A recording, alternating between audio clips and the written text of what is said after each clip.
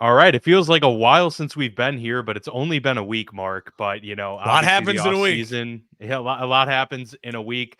A lot can happen in just one game, as we saw last Monday. So that was the last time we were here with you all, was Monday afternoon, and of course, looking forward to the Monday evening game that included the New York Jets and the Buffalo Bills. Unfortunately, we didn't get to see Yeah. much of Aaron Rodgers in a Jets uniform as he was carted off the field three or four snaps into his 4 tenure snaps. here. 4 snaps there into his tenure with the New York Jets. An Achilles tear or rupture. He had surgery done for the season. So we haven't given our thoughts on this. It's old news at this point, but we have not been able to discuss this at all. So let's do a quick recap of what went down, and then obviously we are going to get into our full week 2 Yeah. recap episode here. But Aaron Rodgers, obviously, so much talk about him moving from Green Bay to New York, the Big Apple, all of this stuff, all of this excitement, running out with the American flag on September 11th, like all of this stuff. And for it to end that quickly, it was definitely a shock to the system. I don't know if you were watching at the Oh, at the yeah. time it happened, but yeah, I mean, you could feel the air kind of leave the stadium and obviously all of the living rooms in America as well. You just couldn't believe it. It was one of those that are like, this is so weird. And it was like no one wanted to mention it, but it was that immediate feeling like, oh, it's not. Anyone who's trying to say like it's an ankle sprain is like, no. That when you twist your ankle, you're like grabbing it and you're holding it. He knew immediately what happened. He knew. He knew. And you could Yep. see the look in his eyes. That's why he was staring off at the field and just did this whole like, no. Like it's and I listen, I'll be honest. There's no one who's rooted harder against Aaron Rodgers over the last, 15 years than me. But I was very much looking forward to this season and this storyline of Aaron and seeing what he could do. To me, the whole focus now goes to two things. Will he actually play for the Jets? Is he going to give the rehab the old college try, or is he really going to go 100% into it? It sounds like the early word is from his Instagram posts and everything he said on McAfee that he's all in. Like he's trying to make this rehab work, and his plan is to be the Jets starting quarterback next year in this kind of window he created. Maybe it'll even extend his career depending on, what exactly happens and how he works it all out. Or the other thing will be, does he just halfway through the rehab realize this is not going to work and I'm not going to play well and this is going to be a disaster? Do I retire? And the final thing, we actually look at the Jets as a season. They're 1-1 now. We'll talk about their loss to the Cowboys. I don't think should panic about the Cowboys loss. The Cowboys defense just looks like it is the best unit in football right now. And so I don't think you overreact to that. And I am very, very opposed to bringing in any other quarterback. I think this is your perfect opportunity to just give Zach Wilson a final shot, a final season. And then you can absolutely 100% know without a shadow of a doubt at the end of the season whether you want Zach Wilson on your roster going forward or not. Full agreement there. And this is a classic case of conflicting information being tossed about, because we just got actually word yesterday that some reports were that Aaron Rodgers was eyeing a return for the playoffs if the Jets made the playoffs. Talk about that's a little bit rich, folks. Most accounts from what I've seen, obviously I'm not a doctor, I refer to others, and there are some really good ones on social media that deal primarily with athletes, say this is a 12-month process for most athletes over a certain age, possibly even 15 for someone of Aaron Rodgers' age. Advancements in medicine and technology might make a 12-month timeline more realistic, but good Lord, a playoff return would be unbelievable. If they get to the playoffs with Zach Wilson this year, then you're probably just fine with going with Zach Wilson at that point, because honestly, having Aaron Rodgers trying to rush him back for a playoff push would be ill-advised, to say the least. If he's planning on coming back next year, you just wait at that point and make sure the guy's perfectly healthy. But that's just me. Anyways, we've got a full slate of games, some disappointments, some surprises, some get-right games for a few different teams and players in this one. So let's get to it. Our week 2 recap here on the Football Lounge.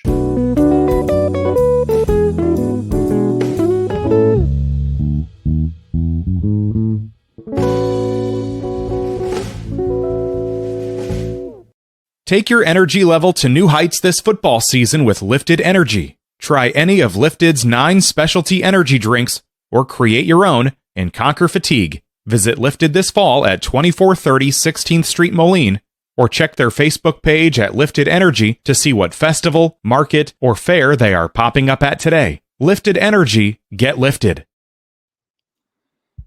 All right, we are the Football Lounge with Mark and Dan. I'm feeling lifted. I hope you're feeling lifted, absolutely. And there's quite a few teams feeling lifted after their performance on Sunday. We'll get to that in just a moment, but we are of the For Frequency Sake Podcast Network, so check us out at forfantasysakeqc.com. All of our great shows got lineup, DFS, fantasy football, gambling, anything you could think of, honestly. Tons of sports covered in this one as well, so check out all of the other shows. Happy to be a part of this great network. And we are happy to be bringing you our week 2 recaps here on the show. A lot to get to, starting with the Thursday night game that we'll launch right into, Mark. The Vikings at the Philadelphia Eagles. The Eagles pull out a narrow victory, 34-28 over Minnesota. Philly, 2-0, doesn't look as great of a 2-0 as you'd like to see, but 2-0 nonetheless. I think overall, the 4 fumbles being lost by Minnesota, and this one was, very much the key of the game, especially since Kirk Cousins tossed 4 touchdown passes in this one. But yeah, Philly overall looking somewhat pedestrian in their 2 wins, but you can't fault them too much because they came in victories. Minnesota, on the other hand, Mark, no identity really, can't run the football with Alexander Mattison or anybody, and the O-line seems to be an issue for them as well. Curious your takeaways from this game, in which the offense overall played decent on the box score sheet, but turnovers obviously going to cost you most games. See, I think that Philadelphia found an identity. And I think Philadelphia, with the way they ran the football in that game and controlled the line of scrimmage, they went back to just saying, I know we paid our guy a lot of money, but what our guy does really well is running the football and play action stuff and then being an athlete. And they did that. And I think that what it was so, to me, eye-opening is that we had a lot of bad week 2 performances from guys who needed bounce back weeks. One of the things that Philadelphia, they didn't necessarily need the bounce back because they were 1-0, but I think offensively, it's like, hey, this is the recipe for Philadelphia to win the 1 seed in the NFC, right? You play football like that on most Sundays, you're going to win with the strengths they have at the offensive and defensive line. And then I didn't love them giving up as much points as they did late in that game and letting kind of Minnesota be in it, because really Philly was in control of that game most of the game, and they let Minnesota kind of sneak back in. But I absolutely think Philadelphia, to me, they don't look as clean and as polished maybe as a San Francisco or a Dallas through 2 weeks, but absolutely with the pedigree, with the quarterback, and with that offensive and defensive line, they still feel to me right now like the favorites in the NFC. And then conversely for Minnesota, I mean, gosh, it is literally like they're just so stuck in exactly what everyone predicted would happen. And what do we all say? They were going to come back to earth, the 1-score games. They're now 0-2 in 1-score games this year, and they just can't stop a nosebleed. I mean, defensively, losing to Philadelphia on the road in week 2 is not a problem, especially when your offense puts up, if your offense plays as well as they do, and as well as they did against Philadelphia, that's not a concern. The concern is, again, you lost week 1 because you couldn't get stops when you needed to, and you were disjointed. So now you're stuck at 0-2, and you're staring down the barrel of, I can't remember who they play week 3, but I just heard it somewhere, and it's someone that it's like, well, now they're in real trouble for a possible 0-3 start. And so Chargers week 3. Yeah, I mean, talk about a desperation game for both teams. Seriously. And so that's going to be a must watch, 0-2 versus 0-2. So I feel good about Philadelphia. I think they did find their identity, and I think that Minnesota's just, I mean, defensively, you can't blame Kirk for this one. He had some early, turnover issues early that got into a little bit of a hole offensively. Final point I'll say on that is Justin Jefferson someone in his camp needs to get him away from the sideline pouting and the divaness. The dude is building the beginnings of the greatest wide receiver career in NFL history because of Kirk Cousins. And Kirk Cousins is feeding him the rock relentlessly. So if I was Justin Jefferson in his camp, I would get in his ear and be like, dude, just put a smile on your face, go out there and play ball, because you are building Megatron 2.0 type of stats, and you could retire in another 3 or 4 years and end up being in a Hall of Fame the way you're going. So do not blow this and go Antonio Brown on us. Yeah, I mean, obviously you worry about that with any player that kind of shows their you know, or wears their emotions on their sleeves in front of national television, but it also could be, motivated with good intentions based on the guy just wants to win football games.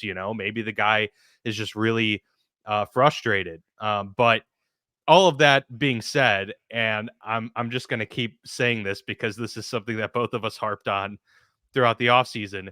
It's another one possession game that the Vikings lost. They're now 0-2 in one score games where they were 11-1 last year. Yeah. We said this was going to revert back. We're already seeing it start to fall apart early on. And yeah, if you're staring down 0-3 next week, the Chargers or the Vikings are going to be already in panic mode come next week, depending on what happens here. 0-3, you're almost guaranteed not to make the playoffs. So the stats are just ridiculous. It's about, I think, 2% at that point. With the 17-game season, though, I do think it is different. A little more.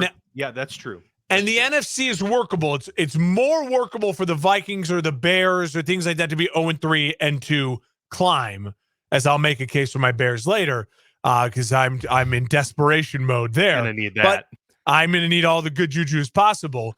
Is that in the 17-game season, there's more flexibility, and in the NFC, but the Chargers-Vikings next week is going to be a must-watch just for whoever loses. I mean, it could be full-on implosion mode. I'm just not sure Minnesota knows who they are right now. It is a lot of, let's just rely on Justin Jefferson, find TJ Hawkinson over the middle occasionally, and maybe take a deep shot. It just, there's no rhythm. Football in a lot of ways has been compared to jazz, but also just there's a certain flow and rhythm that you want to establish when you're playing football, and this team doesn't seem to have it right now. Philly, even though their play has been a little clunky at times, to your point, they at least have an identity, and they're going to be able to run the football well, and that defensive line is just a monster yet again. So any team's going to have a lot of difficulty against that front. Let's move on to the other team in the NFC North, the Packers on the road at the Falcons. Really good game here. Goes down to the wire. Packers fall by 1, though. Falcons take it 25-24.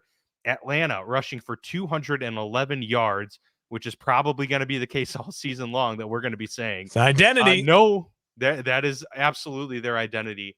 No Aaron Jones here for the Pack. Yeah. Love throwing another 3 touchdowns in this game. Who would have had 6 touchdown passes the first 2 weeks of the football season on their bingo card for Jordan Love? But here we are. Atlanta putting up 13 points, though, in the fourth quarter. The Packers did have that lead, but that 13 points in the fourth quarter ended with the game-winning field goal with under a minute to go, and the rest is history as the Falcons get the big victory. Packers almost off to a 2-0 start, but narrowly escape or grasp defeat from the jaws of victory, as they say here in this one. Was this more about Atlanta being better than we thought they were, or was this about the Packers not having Aaron Jones and just kind of, getting unlucky? It was a 1-point game after all. Well, I think it's obviously a mix of both, but I think the biggest concern, if I was a Packers fan and just analyzing it, is that Jordan Love had a chance to really close this game out, and then even had a chance to win the game. And late in the fourth, when things were really off script and you need just the man to make a play, he was over, and it wasn't pretty football, that's for sure.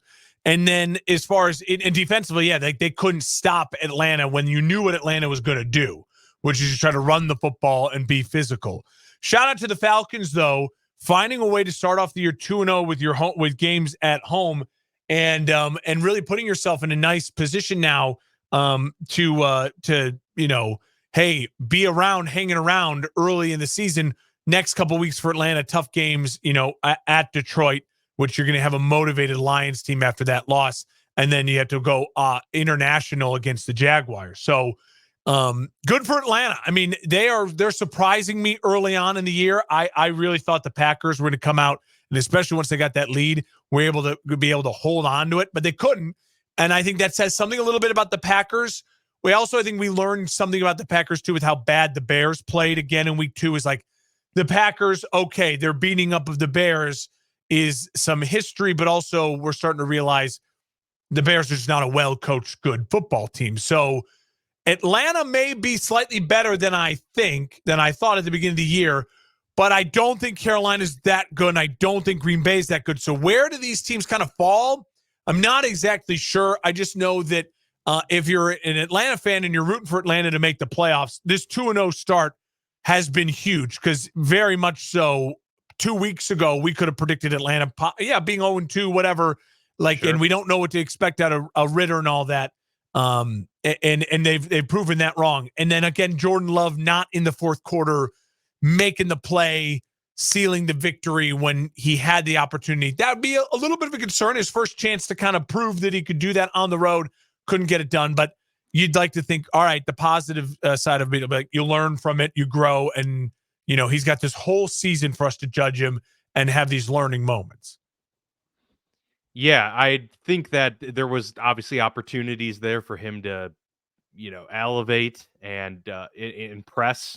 But at the same time, I will say, I think both of these teams are a little bit better than I forecasted coming into the year. And part of that is, especially with the Packers, I am in no way insinuating that Jordan Love is a better even fit than Aaron Rodgers for this offense. But I think there's something to be said for Matt LaFleur having control over his offense now, and we're seeing it work. Last week we saw just on cue timing was almost impeccable at times with Jordan Love and just how they operated this offense.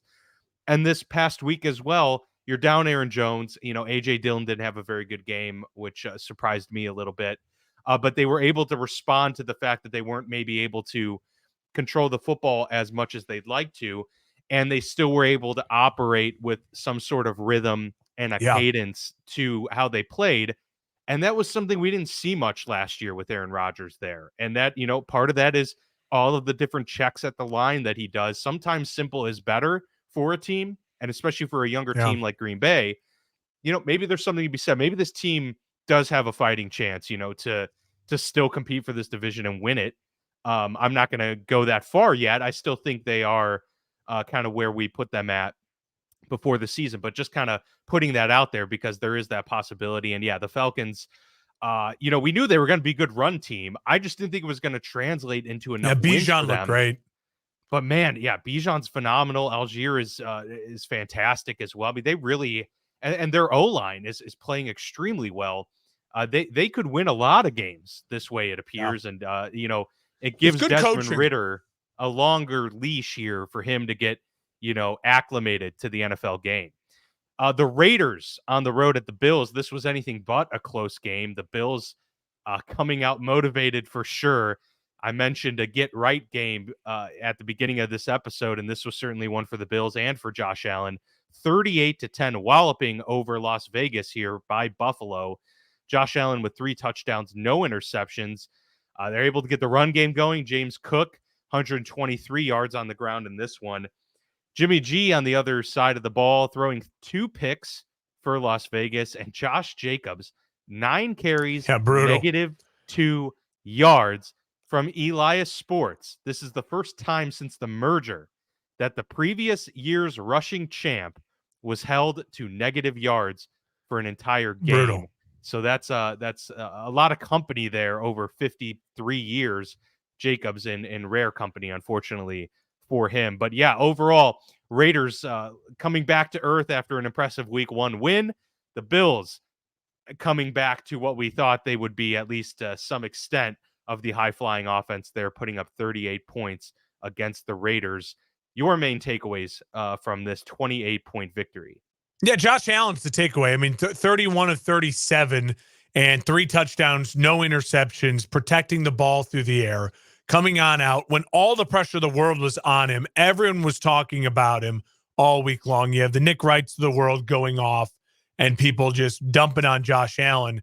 For him to have the and he bounce did back, it without having to carry the ball very much. yeah, 3 carries for him. and to just do it and to be efficient and to come out and just, you mean this was an angry, motivated Bills team, and sometimes that's good, but it also still will lead to like a turnover or they get too hyped up.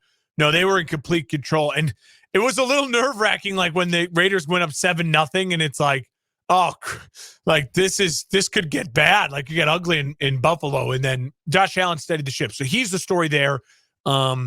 Didn't love the Raiders staying on the East Coast and going from Denver to then stay in the East Coast. And again, Josh McDaniels just like poorly coached schemes and ideas. And this Raiders team certainly on the road against a really good opponent got exposed. And I think that's what we kind of expected from this Raiders team. Bills, big win. And I think they have the Commanders next week, the surprise Commanders, who are high flying and scoring 1 million points. Is Eric Bieniemy and what he's done with that offense. And so big win for the Bills, get right for the Bills. They did what all the other teams that needed a get right game didn't do. You know what I mean? The Bengals didn't do that. The Bears didn't do that. The Bills did it, and they shut up, and they went on and got a huge victory, marching on. I don't care what the pace of the game is. Josh Jacobs should never have fewer than 15 carries, let alone 10. Yeah. That was again, very identity. It part of speaks the to game identity. plan, and yeah, it sure does. I mean, they were without Jacoby Myers, who's not a world beater, probably a better wide receiver than maybe he's given credit for. But I mean, they still had Devontae Adams, who had a pretty good game. They had Hunter Renfrow, and they still couldn't move the ball. Like, it was just not good. And when you're Josh McDaniels, I mean, look, this is your MO. You're an offensive guy. Like, you need to, we hear it all the time. Like, the coaches need to get their side of the ball right. Yeah. Dan Campbell did it, in Detroit very quickly. Brian Dable has done it to some extent in New York, and we can go down the list. Saleh and with the Jets, but yeah, McDaniel's it's put up or shut up time, really. I mean, I don't know how much more leeway you get before it's kind of just a restart yet again for the Raiders, but we shall see. Good for the Bills, though. They needed this one, absolutely. If they fell to 0-2, there were going to be alarm bells ringing for sure. Meanwhile, Vegas, none of us expected much out of them to begin with this year. I mean, I think I predicted 5 wins. Yeah. So this was kind of par for the course from that perspective. Going to a close game now in the AFC North. Rough outing yet again for the Bengals. I mean, not overall, like in terms of their production. Obviously, the offense was much better than they were week 1 against the Browns, but no less heartbreaking of a loss there for the Bengals. 27-24 in favor of the Ravens in Cincinnati to boot.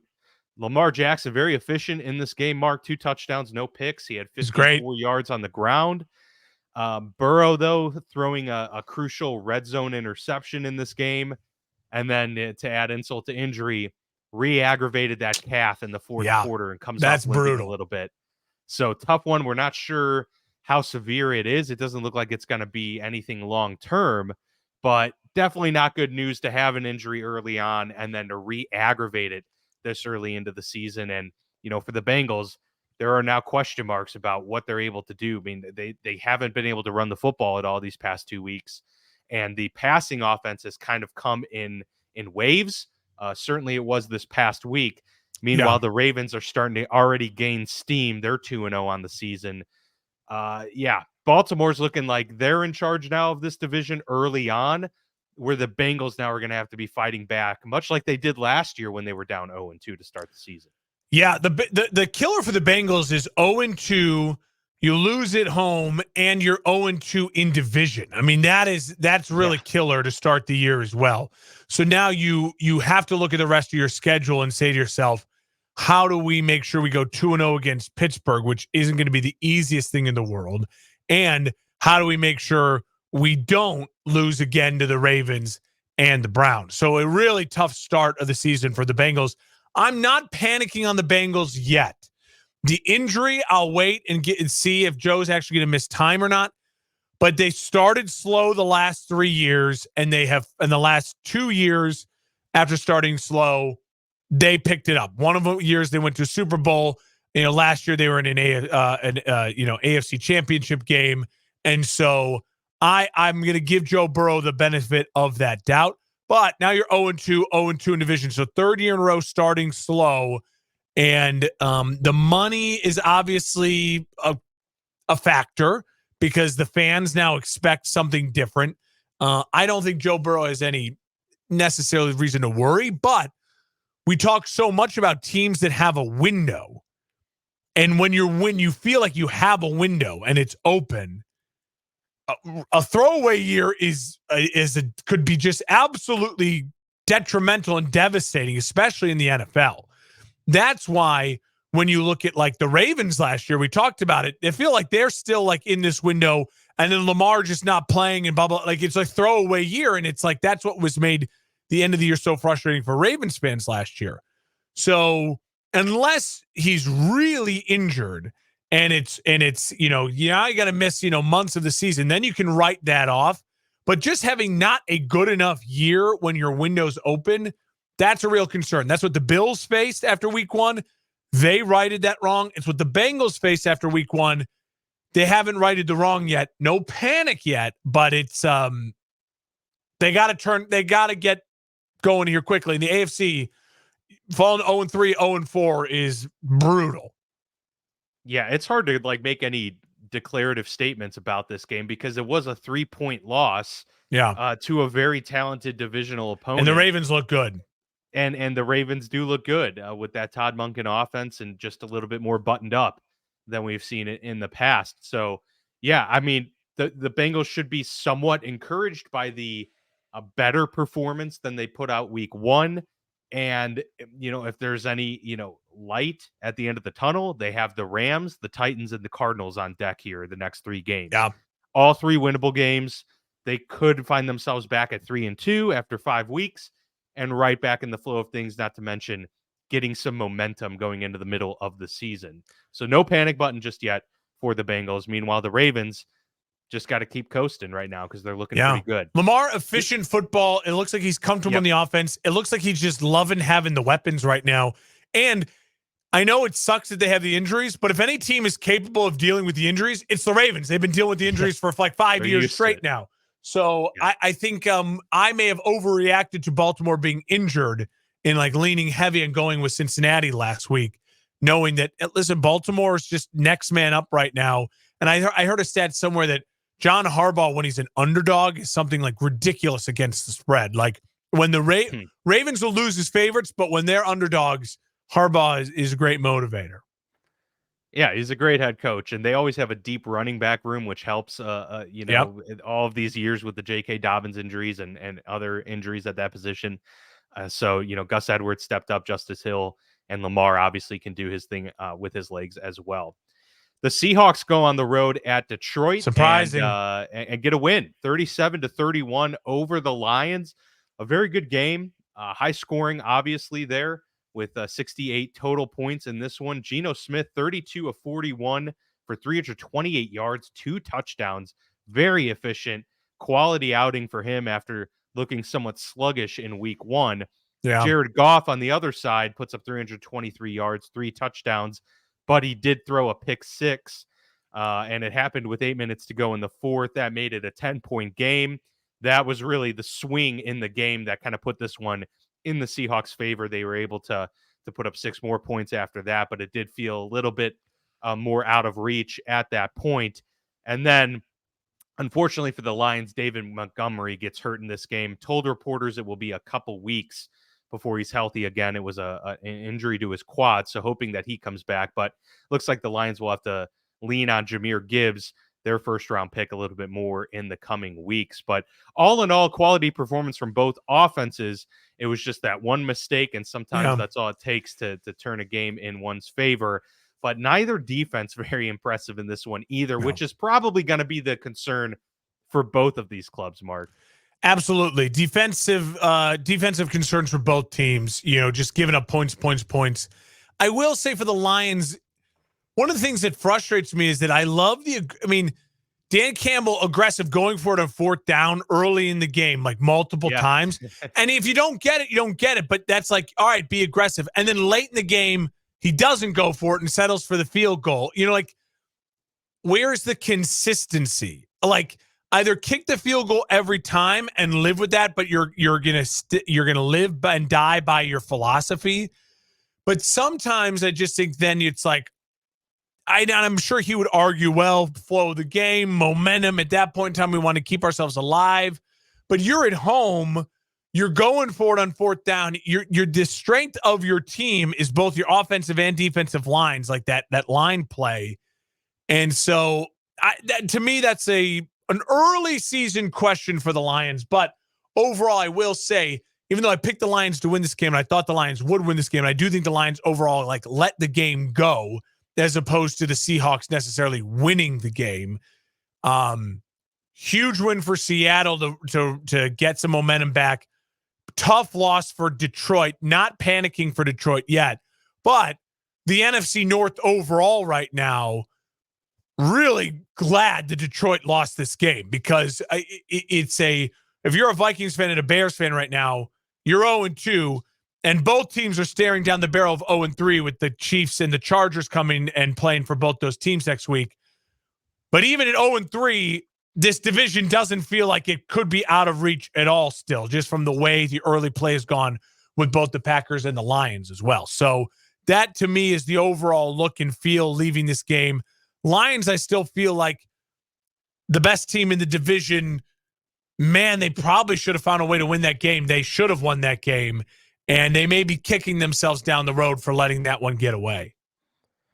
Yeah, that's a tough one for the Lions, because the victory was within grasp for them, and obviously being able to start the season 2-0 would have been an extremely Huge, uplifting moment for this franchise, and just to put them on that trajectory that they've been looking for. But on the other side, the Seahawks were staring down an 0-2 start in the division, or not in the division, but just in a division where every win is going to count, because they're going to be chasing the 49ers most of the season. Yeah. And so to be able to keep pace somewhat and get your offense back in rhythm, I think that was a huge moment for them. Kenneth Walker had a good game. Oh, yeah. They were able to get, moments out of their studs. Tyler Lockett, coming up huge in this game. Huge. With a big, late touchdown. So all in all, I think the Seattle needed this probably even more, because we were already starting to feel a little bit concerned after week one, just because was this a lightning in the bottle with Geno Smith for 1 year and then it's going to fall apart? They come back, put up this performance against a good team. It kind of shows like, okay, no, like Geno is still in command of this offense. They're still, operating on a rhythm, able to have that cohesion, and they're multifaceted. They can run the ball, and now they have more weapons to contend with. Jackson show me the consistency, Detroit. Show me the consistency. If you're going to be aggressive, stay aggressive. If you're going to kick the field goals, take those points, because those points would have mattered still in the game the way it shook out. So I understand flow of the rhythm and game and things like that, I think matter, but that was disappointing. If we see David Montgomery out for 3 weeks, let's say, just playing with numbers here, I'm curious to see what their offense looks like then, because they haven't really given Jahmyr Gibbs carries out of the backfield. Yeah. He has been used as the Montgomery's been the workhorse. Back. And so, are they gonna just be more pass happy than they already are? I'm not sure, but they're gonna need to figure that out. Their defense has to step up with that Atlanta run game coming to Detroit next week. That's for sure. Yeah, that's gonna be a smack in the mouth type of situation. They're gonna have to match that physicality, no question about it. All right, let's go to the only overtime game of the slate: the Chargers at the Titans, and Tennessee gets a 27-24 win in OT. Bounce back game for Ryan Tannehill after an atrocious week one. Very, very efficient in this game. Herbert played well too on the flip side, but the Chargers could not run the football. They are now 0-2. But yeah, Tennessee holding the Chargers to a 3-and-out in that opening drive of overtime, and then able to drive it down, ending with a Nick Folk 41-yard field goal to win the game, 27-24. Chargers already in a tough spot. Yeah. Surprisingly, no turnovers in this game, especially with the Titans turning the ball over a ton last week. None for either team in this ball game. But yeah, the Chargers, short end of the stick, lose by 3. They're 0-2. Think it says more now about the state of the Chargers. They're lucky that the Chiefs are just 1-1, that the Broncos are the state that they're in, and Vegas is who they are. Chargers still within this one, Mark, but I don't know. Are you already feeling a little bit of panic for LA given the way they've looked the past couple weeks where the offense has played well, but they still can't get a victory? I mean, they can't stop. I mean, you had 11-0 lead, and then you give up the big plays, and then all of a sudden it's 11-7, and you find yourself in a ball game 14-10 at half. And defensively, you have a defensive head coach, and his side of the ball is just really, really struggling. And Ryan Tannehill, credit to him, coming on out, righting the wrongs. That's what this team needs Ryan Tannehill to be, and they can compete for a wild card spot in the AFC. The Chargers, they need their defense to step up and to make big plays. And they need the ability. I mean, they were without Austin Eckler, and so he's a huge weapon for them. And Kelly just didn't have the explosive plays that you want out of the running back position that you expect when you have Austin Eckler playing. But overall, Herbert played well enough to win. The Chargers offense played well enough to win. The defense just didn't make enough big plays at the time when they needed him to. And I think he's got the hottest hot seat in the NFL right now. That's for sure. And if you're the Titans, you keep your head down. You don't say anything. You stay out of the way. You stay out of the limelight, the media, and you just fly under the radar. And you try to keep stacking and stealing wins when you can. That's exactly what this Titans team should do. It's a Vrabel team in that way. Hard-nosed, physical, and you know what?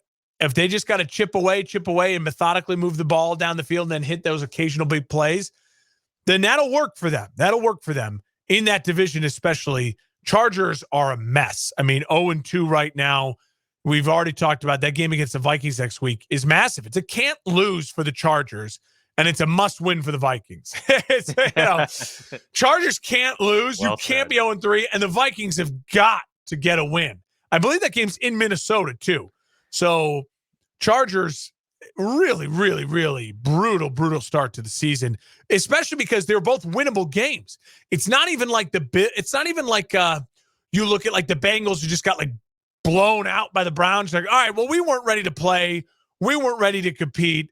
Or like the Bills who just were sloppy and a disaster and gave a game away. And then they came back and punched an inferior team in the mouth. Roster-wise, it's not even close. The Chargers are the much better team than the Titans. I don't care where the game is played. And the fact that you had a lead, too, in this game, and you couldn't hold on to it, that's bad defensive coaching. Yeah, you got to be able – I mean, again, the defensive coach couldn't get that part of the team down, you know, and that's a problem. Do you think – I mean, I would agree that it's probably the hottest seat in the NFL currently.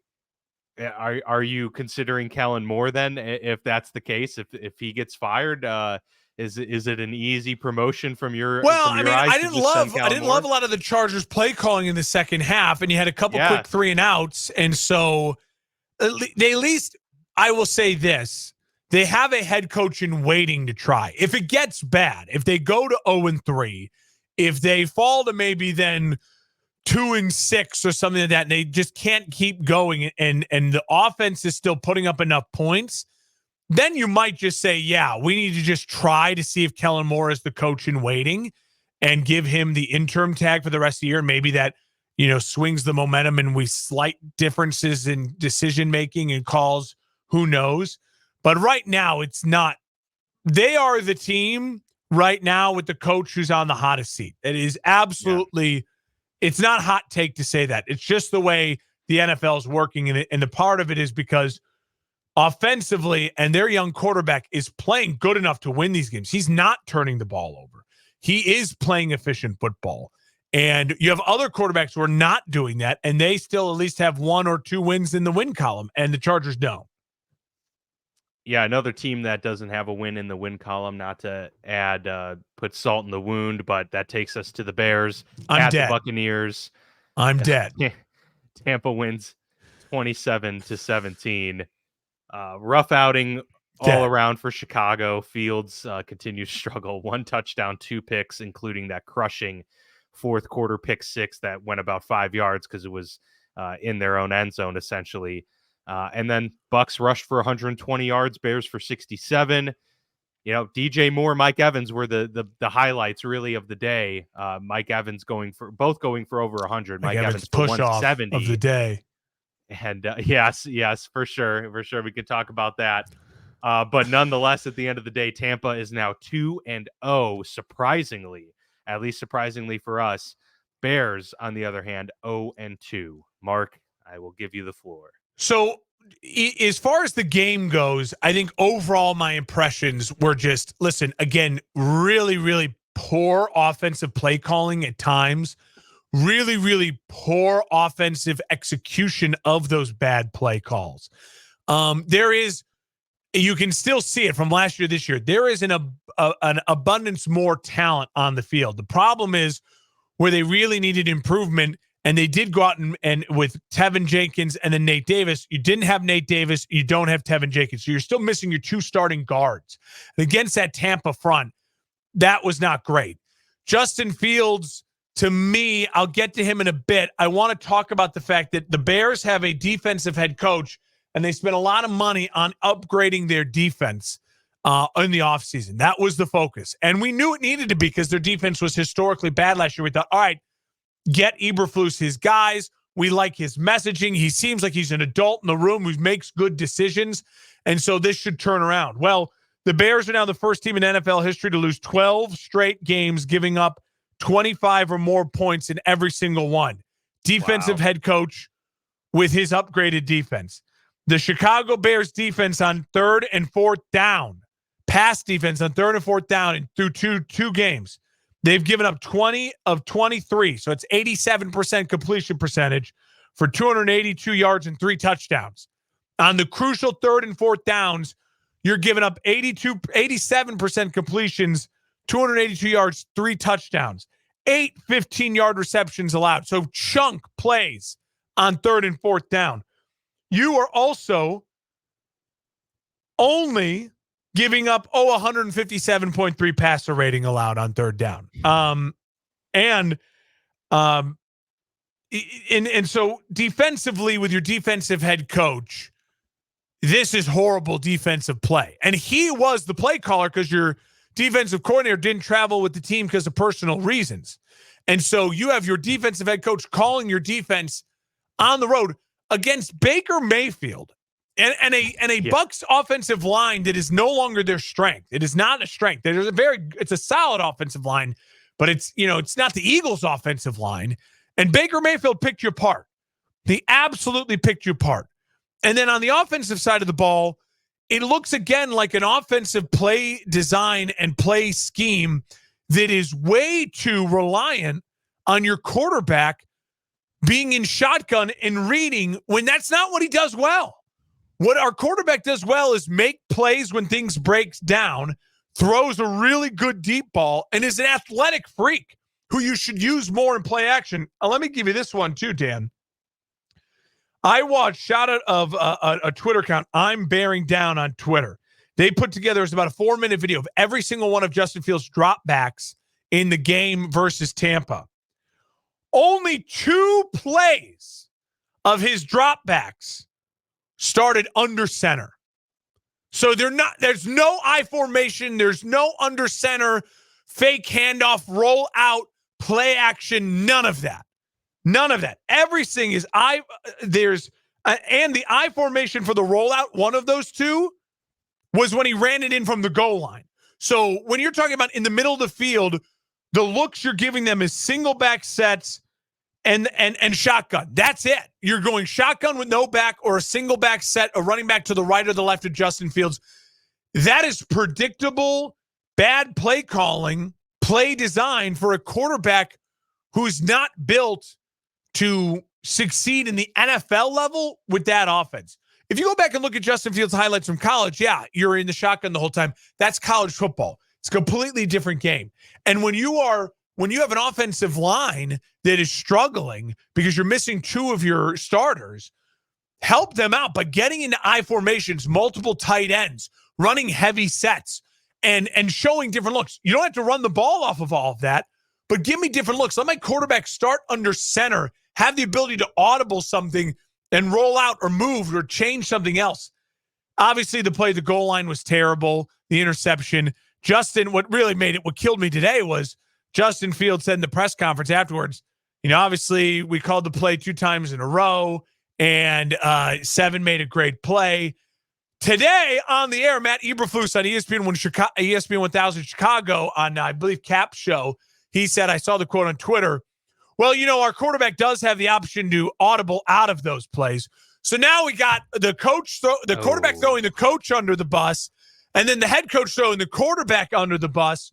What scares me is this is a head coach and a GM who are tied together, and a quarterback who's from a previous regime.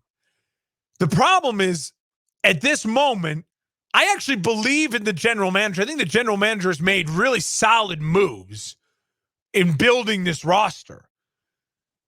I don't think the general manager has picked the right person for the head coach, but I don't think he necessarily had full say on who that head coach was going to be. Because you remember that when that hiring process happened, right, there was people in that, and he was hired, and like a week later, it was Eberflus. He only interviewed like one guy. I got the sense that they were interviewing head coaches and GMs at the same time. They hired Poles a week later. They hired Eberflus.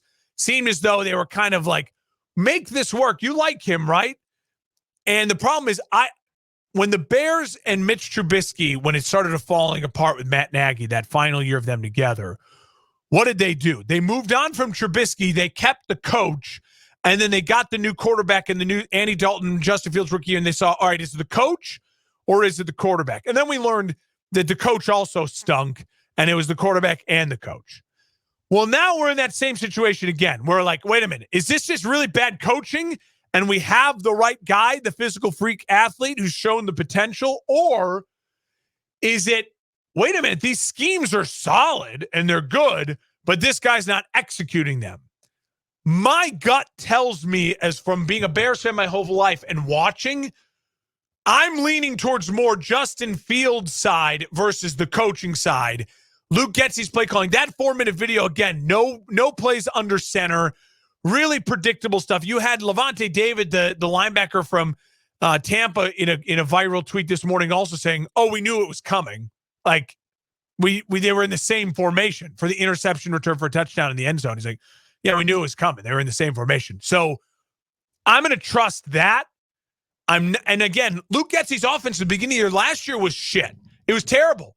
It wasn't until they just completely copied the Ravens and let him run for 1,000 yards in 8 games that they actually did something. But that's not Luke Getsy's offense. Luke Getsy is showing you what he wants his offense to be. It's the same thing we started last year with, and it's a bunch of shotgun spread out formation that is not, I think, beneficial to your young athletic quarterback. No designed runs. The run game was non-existent. The Bears had an identity last year post Monday Night Football game with the Patriots. They ran the football. They led the league in rushing.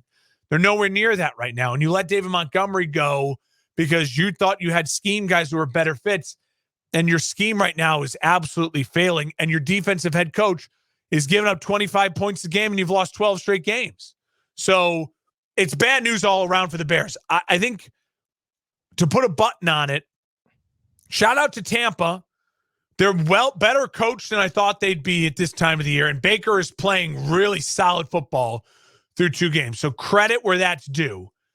But overall, my thought on the Bears right now is, how did I think they were going to be 2-0 and now they're 0-2? I overestimated. I thought the talent was the problem. And they added so much talent. I thought, wow, we have an adult as a head coach. We have, a scheme, an offensive coordinator that really made strides last season and made changes. And they reverted back to some really poor offensive scheming. And clearly the head coach now has got the talent, or they've added talent, and the results aren't anywhere better. So it's a real cluster of a situation in Chicago right now. Yeah, definitely concerning to start the year 0-2 the way they have, especially. If there's any solace for Chicago fans out there, I, next week is almost certainly a loss. You're going to Arrowhead Stadium. You're probably going to be 0-3 come Yeah. next week. But after that, There's you've got the openings. Broncos, the Commanders, the Vikings. There's an Winnable opportunity in those games. 3 straight, and the Raiders after that. So there's an opportunity in that 4-game stretch to get right and start to build. Next week, I think, to your point, is an opportunity to try and formulate some sort of An identity. consistency and identity. And maybe get Roshan Johnson a little bit more involved. To do something with this run game, and then you can boot off of it and get more RPOs involved, things of that nature for sure. Play There action. still could be a light at the end of the tunnel here for the Bears. It's just a tough start for sure. And there's opportunity to be had the rest of the season. I couldn't agree with you more, and thank you for saying that. And I'm going to stay positive because that's the kind of Bears fan I am. And I will say the only thing that will really concern me next week, if it's a 40-7 blowout, like that's where it's like I don't even care about the next 4 games. Like that's you like I can't sit here and think, oh well, they could be 4-3. If the Bears are able to scrap themselves and fight and claw and lose a game 27-20, and Patrick Mahomes takes a drive at the end and the Bears showed real fight, then I'll say, you know what, this is a team that don't sleep on them now. They could be 4-3 if they right some wrongs here and they get rolling and they get hot. But next week is a huge put up or shut up game for them. It was a circled loss at the beginning of the year. And so you have an opportunity to shock the world, but more importantly, you have an opportunity to hit pause, reset, and say, for the love of God, throw out the shit that's not working and dig up the stuff that was working. Like, go back to the drawing board. Luke Getsy is probably the second hottest coach on the hot seat. Eberflus isn't going to fire himself, but if his offense keeps struggling like that, that's a way for him to, maybe to save his job or whatever that comes into. But that's how bad it is in Chicago. I'd say Matt Eberflus is maybe the second hottest coach in the hot seat. It sounds like Poles and Kevin Williams, the president, they're aligned. Like, I think Poles is their guy as a GM. I really do. And I think they like. I really think they like Justin Fields. I really do, and I don't blame them for liking Justin Fields. I think Eberflus and Getsy, their seats are hot right now. I don't necessarily think it's all on the players. Yeah. Yep. No, I agree. And speaking of the Chiefs for next week, they were on the road at Jacksonville in a clash of the Titans, so to speak. Funky game. Chiefs win 17-9. It was clunky. That was definitely a good way to describe it. No touchdowns in this one for Jacksonville. I think that was kind of the story in my mind from watching this game. I watched it from start to finish. This was the game I was most glued in on. With Pittsburgh not playing. Kelsey returned in this one, gets himself a touchdown. He obviously was put on tilt at a couple different points of this game. But you like that fiery passion from Kelsey and the team. There was just a lot of frustration you sensed from both sidelines throughout this game, and really neither offense could get much going. It was actually a great display of defensive game planning on both sides. I thought Jacksonville had a phenomenal game plan. They really took everything away from Kansas City in terms of, we're not giving up the deep ball, but we're also keeping everything in front of us and making your guys earn their yards after the catch. There weren't many pockets for Kelsey to sit under, so he didn't have a big game. Tony, obviously got himself going, had a few nice catches. Sky Moore did too. But overall, Chiefs offense did not find a rhythm until maybe the fourth quarter, where they started to run more effectively with Pacheco with that lead in mind. On the other side, Jacksonville, I thought Trevor Lawrence actually played pretty well throughout the game. He didn't kill them at any moment. The problem was that their offense was terrible in the red zone. They couldn't convert and get that much needed touchdown. And then finally, Mark, the one thing I'll say, which is just something that stood out to me from this game that I don't think I've seen in a game like this in a long time, was the luck for Jacksonville so many catches just out of Oh, I bounds know. for this team. I Yeah. mean, Calvin Ridley, Zay Jones, It's a Evan Ingram. bad luck game. It was pretty rough. I mean, to see their catches just out of bounds, both in the end zone and just on some big plays that ended up turning into either punts or field goals, and just brutal. It seemed like that kind of day for both teams. Yeah. And when it's that kind of neither team is performing well, it's going to go in favor of the team with Patrick Mahomes and the better overall coach team. So no main takeaways from my end, Mark. Yeah. Curious what your thoughts were. I think both teams just played No, I think you nailed it. well I mean, on defense. Yeah. The Chiefs' defense right now is scary. Like, they're playing defense like that. This is Mahomes' best defense so far. It looks like it could be. And I think welcome back, Chris Jones, by the way. Yeah, it's one of those classic examples of like an over-emotionalized game. Jacksonville, you could tell, was really up for this game. And I think they were just like 10% too emotional, and that led to the bad luck, the weird turnovers, the fumble, you know what I mean? There was that like interception, fumble, interception, turnovers like in a row. And for the Chiefs, I felt like also you get Kelsey back, you get Jones back. We need to win. We can't go to 0-2. And it just felt like everyone was, gripping for the bar of soap too much. You know what I mean? It just kept slipping out of their hands. But I think the one thing to look back at this game will be Week 16, Week 17. These two teams could be battling for the number one overall seed. And if the Jacksonville Jaguars have to play the AFC Championship game in Arrowhead because they lost home field advantage because this Week 2 loss, that's going to be something you look back and you say to yourself, our season came down to Week 2. That's why these games matter, because both teams, I think, are on a great trajectory to keep plugging along. The Chiefs should get to 2-1.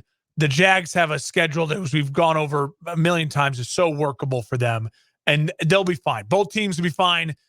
Just an over-emotionalized game. Yep, for sure.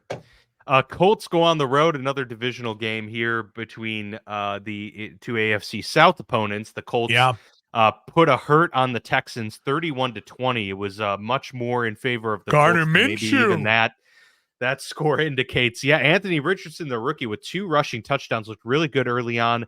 But it was kind of funny because I saw the quote of what Trevor Lawrence told Richardson after the game last week, was saying, hey, man, you're super talented. Just take care of yourself. Yeah, the hits in the NFL are a little bit more intense than those in college. And what happens, unfortunately, Richardson, after his second rushing touchdown, leaves with a concussion. So Gardner Minshew comes in, plays super well, hyper efficient, and leads them to a victory. Like I said, the 11-point win was a little bit of a it doesn't tell the full story. The Colts dominated this game from start to finish. And Mark, what's the storyline once again? CJ Stroud threw the ball 47 times. Exactly. He looked pass attempts. But 384 yards. I mean, he looked pretty darn good at times, all things considered. When you ask him to do that much, sometimes you see that stat line for a young quarterback, 47 attempts, and he'll have like 211 yards. You're like, Jesus Christ. I mean, at least he was able to move the ball at times. No, and he didn't kill them. He kept them in the game somewhat, yes, absolutely. Yes. But you have got to, if you're the Houston Texans, take the ball out of this kid's hands for the love of God. You have to for the love of God, Dameon help Pierce. him on out there. And then, the storyline is just for the Colts. Hey, this is why you have Minshew. If you are the Ravens, the Bears, the Colts with these explosive running quarterbacks, you need a backup quarterback who absolutely can do this for you. And the Colts have that in Gardner Minshew. That's a luxury, and it helps them get their season kind of righted the ship to 500. So credit to them. And for the Texans, keep working on finding your identity. And for DeMeco Ryans, that defense, it's young, still missing some of the veterans they signed. Jimmy Ward, I don't know if he even played yesterday yet. I think the Texans are a team that will improve as the year goes on. I don't think they're bottoming out or anything like that. You already saw a little bit of improvement week to week, and they just got to find a way to stop throwing the rock around. Yeah, and I mean, unfortunately for the Texans, if they do end up being the worst team in the league, they did give up that They pick to the did. Cardinals. So I mean, imagine the Cardinals being the first and second overall picks in next year's draft. I mean, Well, the that Bears very could well do that as well, could happen. depending on what the Panthers do tonight. The Bears also could end up. That's very true. Very true. Yeah. All right. Moving on to the NFC West showdown between the 49ers and the Rams. My Fran Rams wins 30-23. Hey, your Rams are definitely looking better than I forecasted to begin the season. That is for sure. But they lose this one by 7. And Puka Nacua. How about this, Mark? He had 15 catches in this game. The rookie. Stud. Out of BYU. What, 4th round pick, I believe. 5th round pick. I knew this was coming. First player in NFL history. Yeah, I'm sure you predicted this. Yeah. First player in NFL history with 10 or more receptions and 100 or more yards receiving in their first 2 career games ever in the history of the league. Matt Stafford is a kingmaker. Matt Stafford is a kingmaker. He's a kingmaker who throws 55 times in this game. And, I was really worried about the arm, how it would hold up.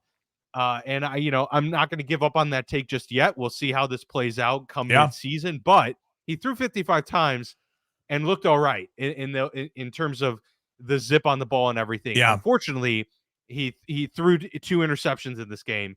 Just not enough on the offensive side here for the Rams, although they may have found their running back after Cam Akers was inactive for this game. The drama of Cam Akers. It's like they're addicted very bizarre. But Kyron Williams played pretty well, gets into the end zone again for them. But, Christian McCaffrey, again, 116 yards on the ground. Beast. Brock Purdy, his efficient self once again, although I will say this time around, missed on a couple big-time plays down the field that would have been big touchdowns. But they still win despite all of that, and they're looking good. So the 49ers on track, still looking just as good as they did in week 1 and as good as their record indicates, as good as their roster indicates. The Rams playing a little bit of maybe above their weight in terms of what their roster construction is. It comes in a loss here for them, unfortunately, for LA.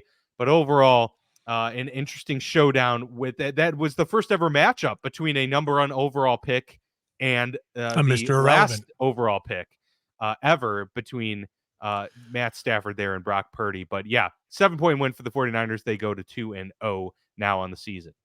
Yeah, to me, you said pretty much everything that needs to be said with this game. I think the Rams are surprising people, and I think that the Rams are now going to be, you can't just write them in as an automatic W. They look feisty. They look like they have some teeth, and they're well coached. I mean, you can just see the talent dearth compared to a team like the Niners, and yet they're hanging around. And that is a lot of Sean McVay, and it's a lot of Matt Stafford. If they can find a way to cut down the turnovers, they may sneak out of there at home with a win against a much more talented football team. So the Niners, they're chugging along. Rams could keep surprising people. Yeah, Niners at this point look like they may be the best team in the NFL with how they've been playing these first 2 weeks. But yet again, strength of schedule plays a factor in that for sure. All right, the Giants go on the road at the Cardinals and eke out a victory against Arizona that started Josh Tough Dobbs. Start. New York was down 28-7 in the third quarter and scored 24 unanswered points to come back and win this game. It's the first 21-plus point comeback for the Giants since 1949. Saquon Barkley played phenomenal, did leave with an ankle injury in the fourth quarter of this game. Recent reports indicate that it's not a serious injury. However, the X-rays were negative. MRI set for today, but they do play Thursday, so unlikely, I would estimate, that he plays this upcoming Thursday. Yeah, he's probably they're not lucky that he might be back, sooner rather than later. Clearly, the Giants need him because to pull off this 21-plus point comeback, historic comeback for them, they needed Saquon Barkley to play dominantly, and he sure did. Obviously, they're feeling great about themselves right now, New York. I would be almost a little embarrassed that it took a historic comeback against a very, very poor Cardinals team to get you in the win column. Now, they did avoid an 0-2 start, so hey, there you go. Happy for you. But I would pump the brakes on the excitement in New York if I were the fans and if I were in that locker room. Yeah, listen, a win's a win, and the Cardinals obviously we all believe are in a tank mode, but they show some fight, and they came out and had a nice little lead, and I think punched the Giants in the mouth, and the Giants, to their credit, the Cardinals wanted to lose that game. I think deep down, the air of it is they wanted to lose, and the Giants had to find a way to actually steal the game away from them. The Giants, win's a win. Don't overthink it. But yeah, I'm not buying back into the Giants anytime soon. We just got some breaking news on Patrick Mahomes. You see this? Oh Adam my gosh, Schefter, no. Adam Schefter, the Chiefs and Patrick Mahomes have restructured his agreement, giving him $210 million over the next 3 years between 2023 and 2026. Oh The my most gosh, money what? in NFL history over a 4-season span.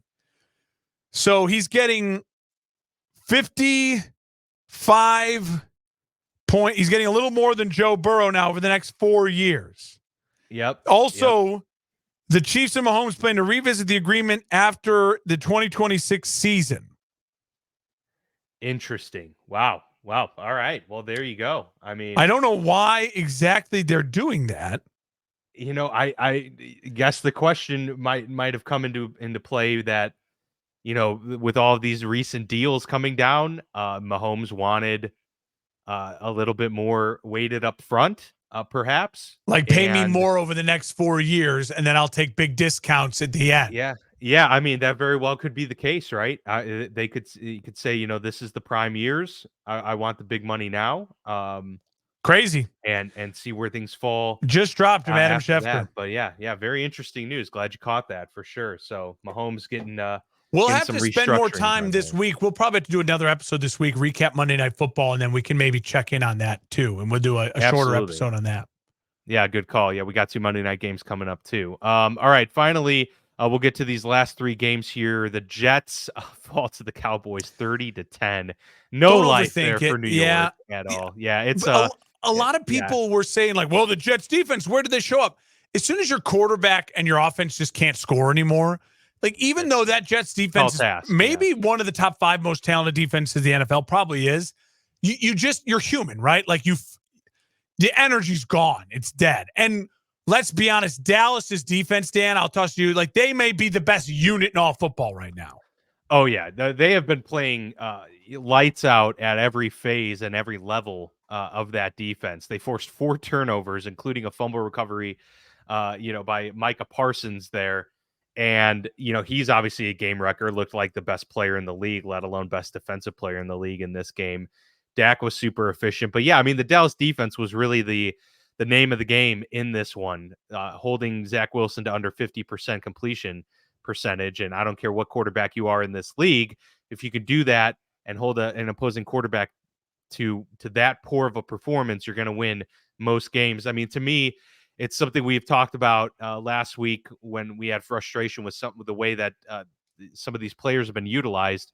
For the Jets this week, it was Breece Hall and Dalvin Cook combining for 9 touches. 9 touches brutal. For 2 of your 3 best superstars on offense. Garrett Wilson's 1, and then it's Breece Hall and Dalvin Cook after that. You get the 9 touches. It's ridiculous. I mean, Nathaniel can't that's hack it right it. there. Yeah, Nathaniel can't hack it. So the Jets, they can't punt on the season yet. That's a demoralizing loss, but you can probably just go in and say, hey, let's burn the film. That defense is elite. We are in there building on short week rest, trying to deal with out our star quarterback. Let's reset. And the Jets' real test for them will be the next week or 2. Can they find a way to win a game and get some momentum back in their season? Absolutely. All right, let's lightning round these last 2 games. The Commanders at the Broncos. Washington is now 2-0 with a 35-33 win. I predicted over they have Denver. 2 wins this season. Right? Yeah, they've already hit that mark. No turnovers for Washington. Russell Wilson fumbled and threw a pick in this game. Commanders with 7 sacks on defense, and the big highlight that you'll see on social media was the successful Hail Mary by Denver late in this game that got them to within 2 points. They went for the 2-point conversion. That was incomplete, so Washington hangs on to win 2-0 for the Commanders. What a win for them. And the Broncos, despite putting up 33 points, looking out of sync still on offense. A little bit better this week, but still not what you expect to see from a Sean Payton offense with Russell Wilson at the helm. Credit to the Commanders. They're scoring. Sam Howell looks confident in the system, and they have they've just been able to, right now, at least at this point in time, move the football really effectively. And that is good news for the Washington Commanders. And I will say, and the other side of it, defensively, I want to see Washington be able to actually use their stud defensive line and like really, really make plays. They're still giving up way too much points, I think, to teams that are pedestrian on offense, Cardinals and Broncos to start the season. And so that's a concern long-term for Washington. As far as the Broncos go, absolutely. Like defensively, you give up that many points at home. Yikes. Like that's just brutal defensive playing. And listen, Russell Wilson, if he plays like that, can get you to 9 wins. The problem is if your defense is that bad and give you up that many points to the Commanders at home, then you need Russell Wilson to play like he's a $50 million man. And I don't know if Russell Wilson is a $50 million man. He got paid late in his years. He looks a lot more like 38 than he does 34. And so that's obviously going to be a storyline the rest of the season. Yeah, absolutely is. They're going to have to, start to turn some of these performances into wins sooner rather than later. Yeah. Dolphins beat the Patriots 24-17 in New England Sunday night. It was actually a pretty close, good game. Miami offense maybe a slight step back from obviously their big outing in Week 1, but they just have too many home run hitters. Raheem Mostert coming up with a big run. Waddle with huge catches. I mean, it was Tyreek Hill last week with the. And he's in concussion protocol this morning. Schefter tweeted out Waddle. Tyreek Hill is? No, Waddle. Waddle is. Okay, well, that is a bummer. But, the fact that they have 2 of those guys on the outside is unbelievable. But, yeah, the Miami offense maybe taking a slight step back. Mac Jones throwing 42 times and looking pretty good overall. One bad pick late. Yes, and that did cost them. But Stevenson only 15 carries. Just not enough juice from this Patriots offense, and the Dolphins defense kind of had their number at certain points of this game. And yeah, it was only a 7-point victory. The Dolphins probably wanted to play a little bit better overall, but hey, I mean, it's a divisional opponent. We've agreed that the Patriots are probably one of the better last place teams that we have predicted. And so you'll take a win over a divisional opponent any day, especially one led by Bill Belichick, who is still one of the smartest coaches in the NFL. And Dolphins off and running 2-0 right now and looking pretty good. Dolphins look great. They look really great. And here's the indictment on Brandon Staley and the Chargers. Week 1 at home, you let Tua look like he's Dan Marino. Week 2, the Dolphins are on the road again. 2 road games start the year, playing against a defensive head coach with way less talent than your defense, and you're a defensive head coach. And Bill Belichick makes him look like Tua. He looked efficient. He looked solid.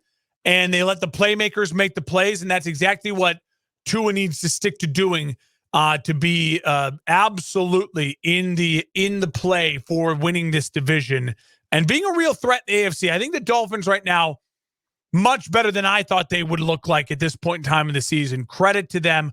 Credit to Mike McDaniel and his staff and what they're building down there in Miami.